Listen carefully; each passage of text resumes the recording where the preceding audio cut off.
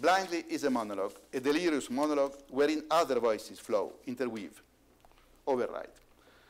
The protagonist, Salvatore Cipico, returned from Goliotok after a life of struggle and disillusion, which has taken him from his native Tasmania, where I imagine he was born, son of emigrants, originally from the eastern borders of Italy. Then he goes to fascist Italy, and then the war in Spain, the resistance, the lager in Dachau, Goliotok, the last voyage to Australia, and the final definitive return, all through the most desperate adventures. He speaks to a doctor and also to himself. Many voices interweave with his. Each time he identifies himself with others, especially with Jürgen. Occasionally he speaks as though he were Jürgensen, narrating Jürgen's life as if it were his own. And occasionally he identifies himself with yet someone else. Perhaps this doubling or fusion of the two protagonists also arises out of the fact that Salvatore's heroic, terrible revolutionary vocation, which has led him to sacrifice everything to the revolution, his own self, but also others, beginning with the woman he loved, is unconsciously in need of the carefree, joyous, anti-ideological humanity of Jürgen. The revolution for which Salvatore lived gave his life meaning and greatness, but also swallowed it up and sacrificed it, took from it all that gaiety and lightness which Jürgen's life, although likewise tossed about by history and fraught with difficulty and misfortune, had nevertheless not lost. For Jürgen had none of the modern intellectual's pretensions to impose an absolute meaning on history, thereby sacrificing the sweetness of his own life and of others to a higher cause.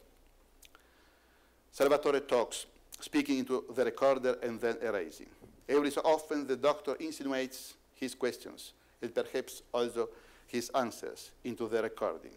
The voice remains the same, but at times Salvatore fears it may no longer be his own. He chatters away into the computer, to others, or possibly to himself. He is without doubt psychically disturbed, having failed to cope with all that has befallen him. He is, in a clinical sense too, a divided self. The voices that speak are perhaps all his, even those of the doctor and the multifarious tormentors that have interrogated him throughout his life. But his is also a choral voice, since each one of us is always a chorus. Whatever important happens to us is never solely ours, solely private. To fall in love, to grow, to age, to fall sick, to possess a faith or to lose it, to die. These are experiences which an individual lives in a manner uniquely his own, but also in the name of all, standing for all. In a certain sense, he loses his own name, like the unknown soldier, to take on potentially the name of everyone. Certainly, the experience that befalls Salvatore is overwhelming. It breaks him, drives him to delirium. Alla Cieca is a maelstrom of language, a whirlpool choking the voice, dredging and sucking up life and the whole history, to finish story. This violent whirlpool of words is like a serpent that suffocates the self, even if it is one's own self. It is his story, our story, which is sometimes too much for us. We fail to cope, so life appears intolerable to us, as if we had the world on our shoulders, grinding us down. Hence Salvatore's desire to escape from the tormentors, but also from love, even life itself.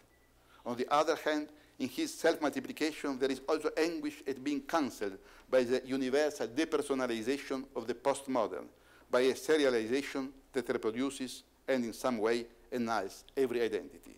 The anxiety of his speech betrays his fear of being the fictive creation of a video game, which one touch of a key can either expunge or multiply to infinity.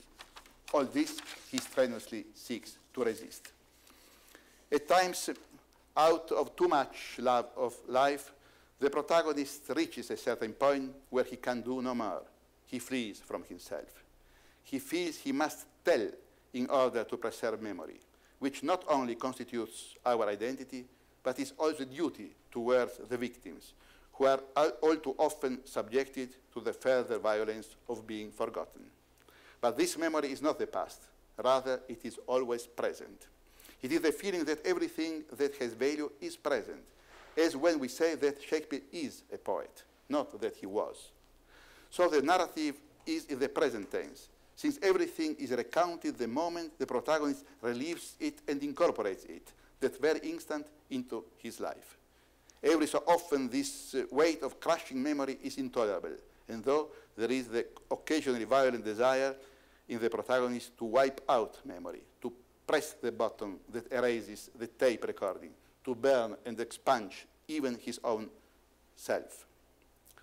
Blindly is a book that combines those two types of writing that Ernesto Sabato called daytime and nighttime writing.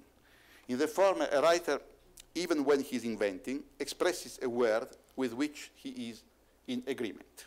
He declares his own values, his mode of being. In the latter, the writer has to reckon with something that suddenly emerges from within himself and which he did not know he possessed. Feelings, disquieting drives, even horrible truth, so says Sabato, that astound us, appall us, confront us with a face we did not know we had. It is writing that tells us what we could be, what we fear to be, what by sheer chance we have not been.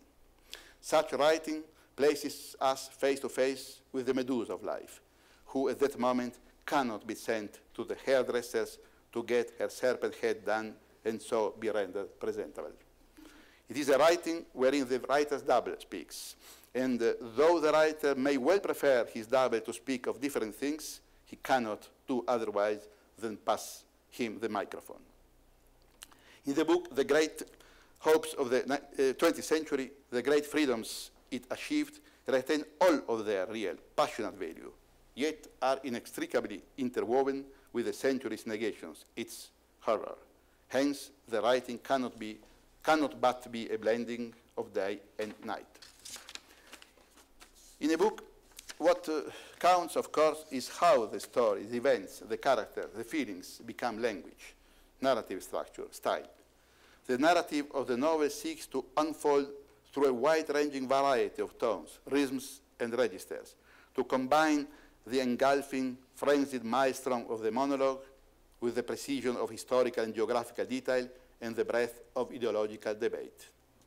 It is a book in which heady rhythms alternate with the long, broad wave of the epic, and the many different voices merge with that of the protagonist.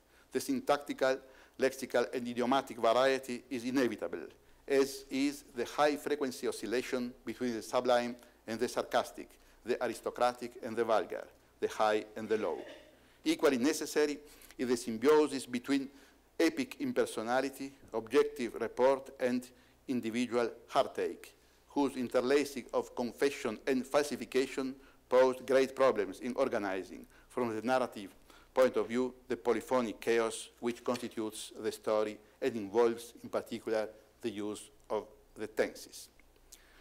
In general, the protagonist speaks and narrates. Everything he utters is in the present of his recounting, reliving, perhaps falsifying and reinventing of the facts. Nothing is consigned to the detached representation of the past tense. Everything is lived in the moment it is uttered. The protagonist identifies himself with others, doubles, multiplies, and reduces himself. My problem was how to render linguistically, structurally, this multiple self-identification.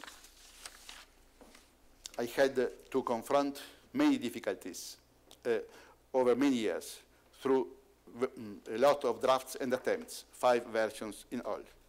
It is enough to point out that the pages relating to linguistic problems, which I wrote as I always do to help translators, number more or less 50.